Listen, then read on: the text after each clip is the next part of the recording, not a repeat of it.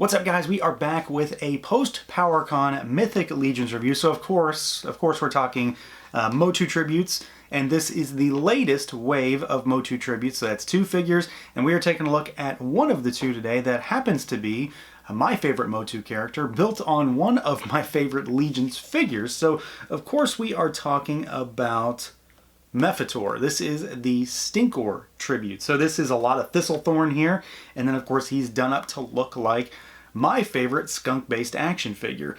So this guy has a lot going for him for me personally. Right out of the box, I'm just super happy to have this guy.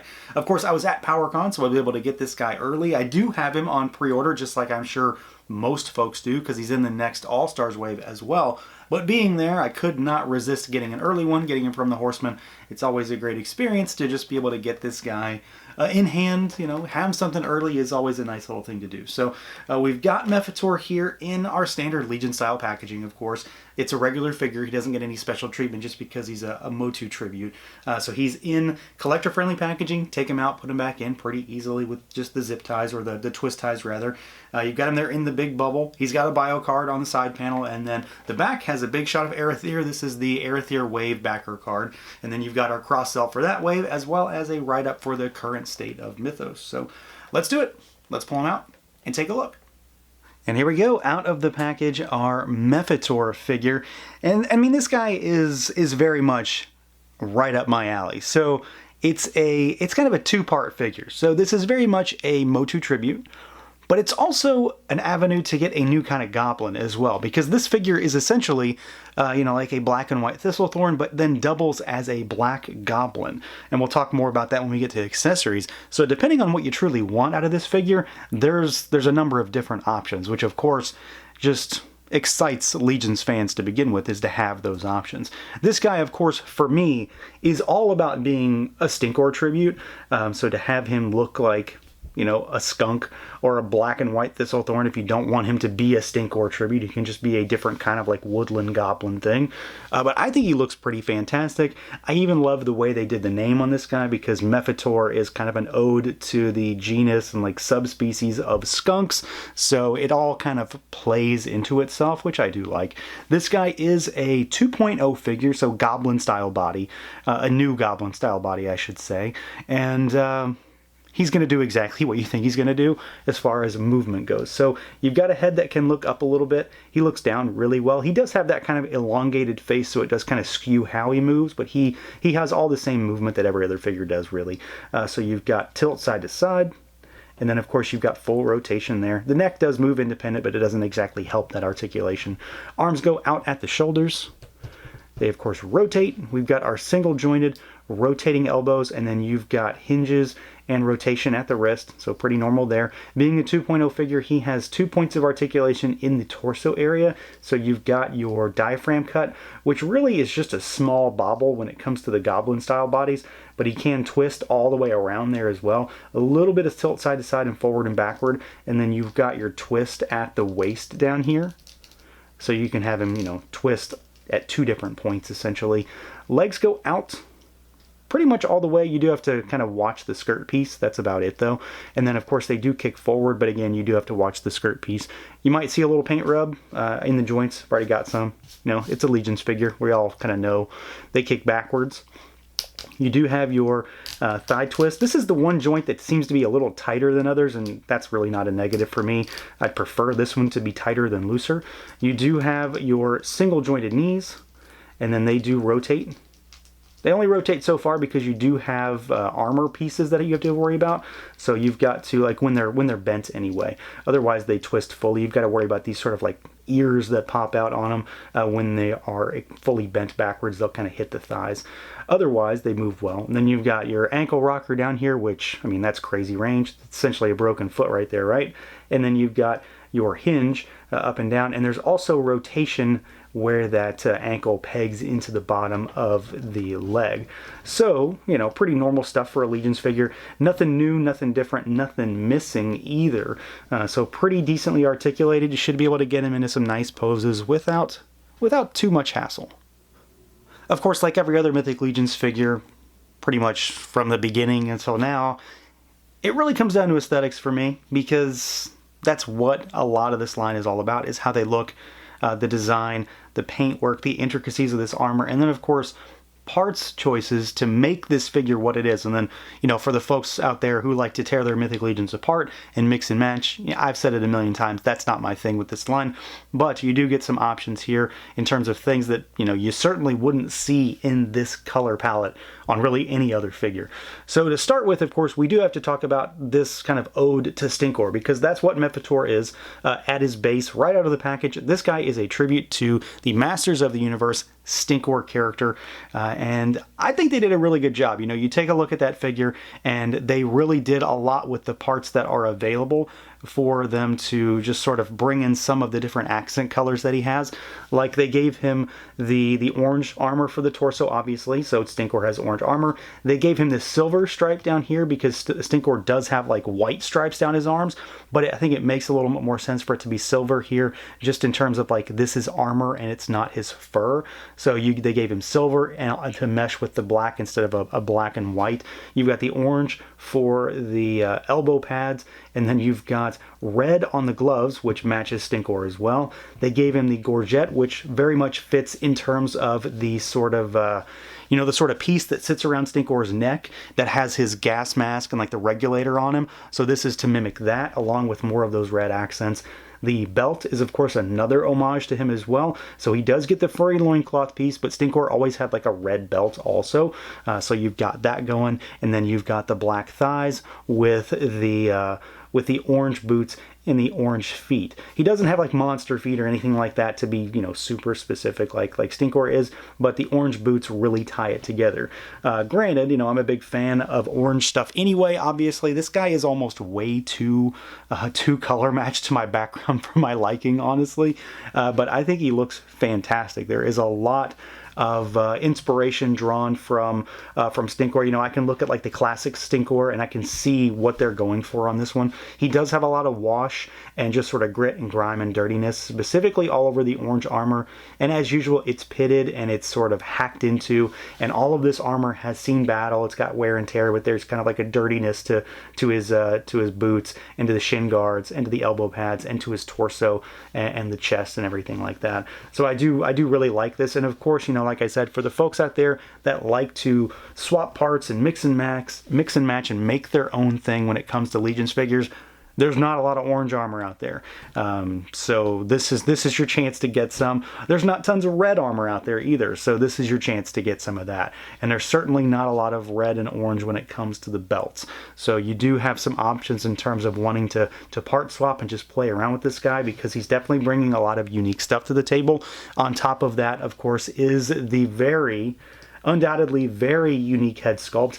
So this is, of course, a Thistlethorn head sculpt, and I've said it a number of times. This is one of my favorite figures in the line. Thistlethorn was like immediately one I was drawn to when AOD arrived.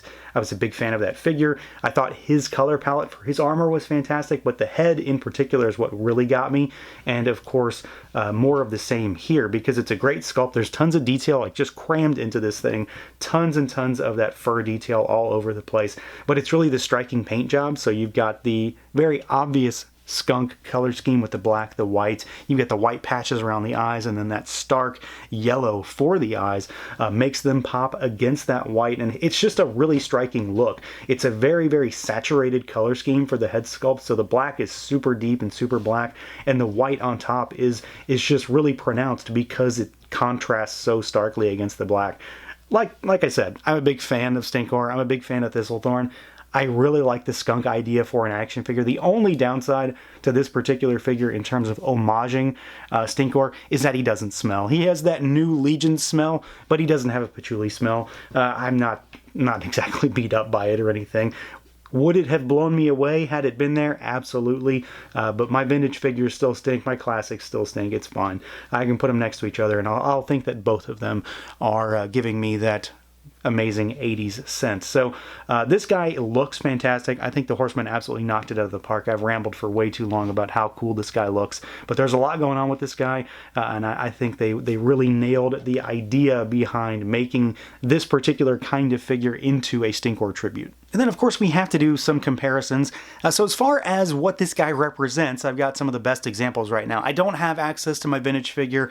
That stuff is packed away for the impending move. So we've got some stuff that I could get a hold of right now. So this is Thistlethorn here on the left, of course, with a very janky leg. Let's fix that.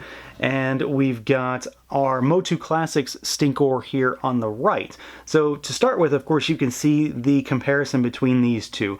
They do have a lot of similarities. I mean, the overwhelming majority of the figure is the same. The gauntlets are not the same. The gorget is different because he has one.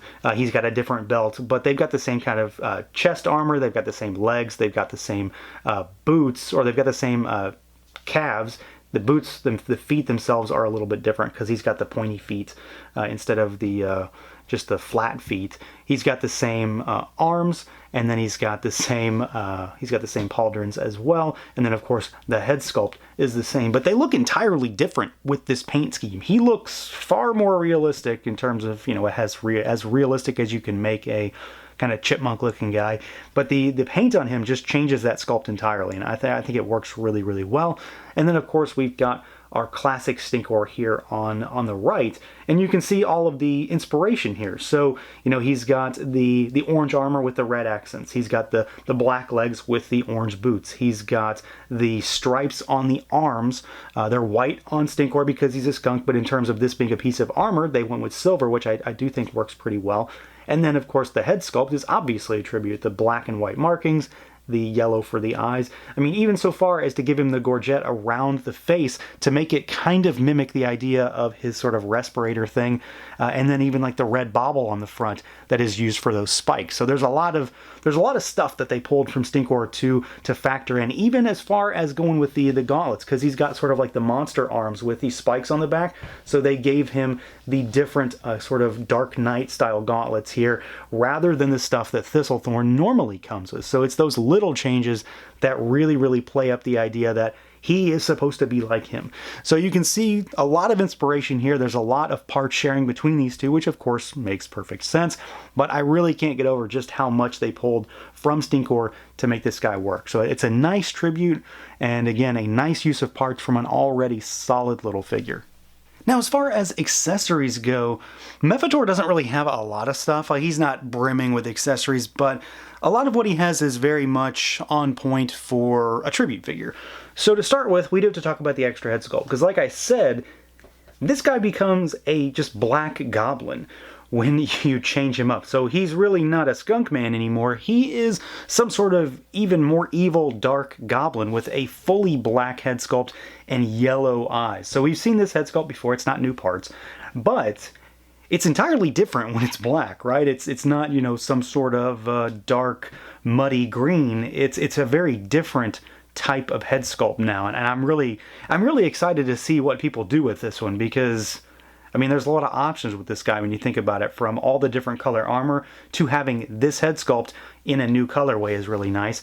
And then we do get just some of the kind of normal, smaller knight style pauldrons on him, but of course they are done up in the orange colorway this time. So again, different stuff, different colors. Now, as far as actual accessories go, you know, stuff that he can use, we do get a few things. It's not a ton, but it's a few. The most important really is the shield. So the vintage Stinkor only came with a shield. So he had a blue shield and that was it. And this is a blue shield. It's got the grip on it, and then you've got some slightly metallic little points all around it. So he's got the one true vintage accessory that really matters here. He didn't come with anything else except a just amazing stench about him. We do get a sword, so just one of the normal swords, but of course it's done up with a blue hilt, another nod to his accessory color. Nothing crazy here.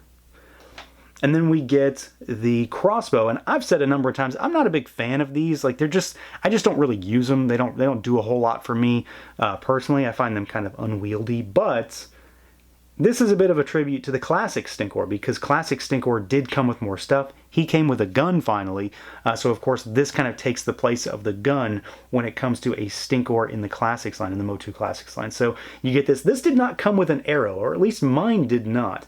I recall this being a thing recently where some weren't coming with arrows, and I think it was done on purpose. I'm not at all at odds with that, because I've lost a couple and I've broken more than a few, and I'm just never very good at posing singular arrows with these figures. So if I do use this, I wouldn't have used it anyway, so not a big deal there. And then of course he does come with a strap. This guy did not come with any back adapters, and that's kind of a thing usually with the early PowerCon MOTU tributes, and that's fine. I've got enough to melt down and make another legion of figures anyway. So he doesn't come with a ton of stuff, but he comes with some impactful items for me personally. I think the head sculpt changes this figure entirely, obviously, but then you get some legit homage accessories, not only in the colors, but in terms of what they are with the crossbow, and then of course with the shield, which for me completes that figure, because that is essentially just what Stinkor was, a skunk man with a shield. So yeah, this is a solid figure. I mean, granted, I'm coming from a place of bias, I suppose, because I like every aspect of what this thing represents. I'm a huge Stinkor fan. I mean, he's always been my favorite. That scent follows me throughout my life. I will never not enjoy that smell. And then I love the base figure here. He is a lot of Thistlethorn, and I love that figure. It's one of my favorite figures in the line, probably like a top 2 or 3 from Advent of Decay in particular, and I think they worked that into a Stinkor figure very, very well. He doesn't come with a ton of accessories, but again, he comes with a lot of impactful things. I think that goblin head sculpt absolutely changes the figure. He comes with the cool shield, he comes with the crossbow. They're all done up in that blue colorway to pay tribute to his accessory colors as Stinkor, and I'm just happy with the way this figure turned out. It's a lot of good stuff crammed into one very, very small figure. So that's going to do it for this look at the Mythic Legions MEPHITOR. Let me know what you guys think. Feel free to like, comment, subscribe, and share, and until next time.